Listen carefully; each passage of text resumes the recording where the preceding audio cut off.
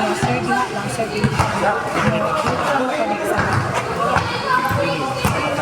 Sa Butuan City, nasundot ng daliri ang kaliwang mata ng isang 28 anyos na lalaki habang naglalaro ng basketball sa P. Burgos Extension Barangay Tandang Sora, Butuan City.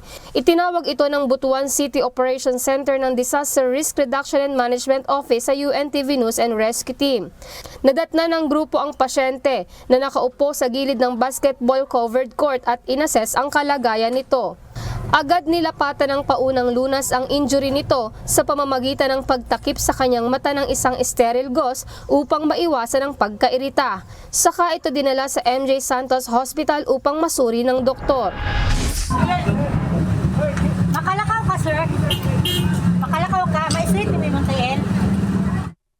Sa Butuan City pa rin, nirespondihan ng UNTV News and Rescue Team ang isa sa mga biktima ng banggaan ng dalawang sasakyan sa Butuan City.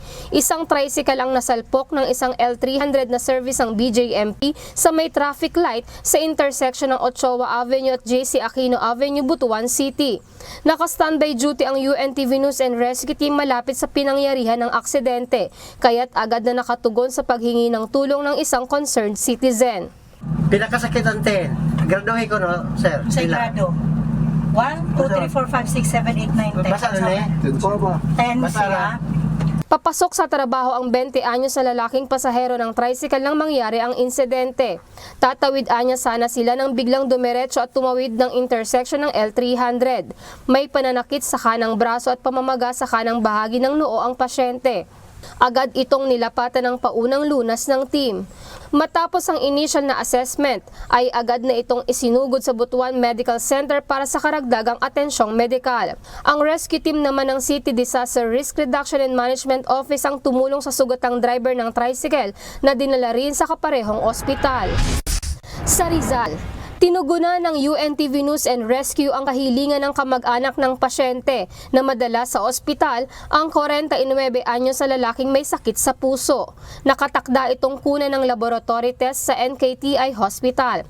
Habang nasa biyahe ay inassess at kinuna ng vital signs ang pasyente. Matapos ang laboratory test ay ligtas na naihatid ang pasyente sa kanyang bahay sa Baras, Rizal.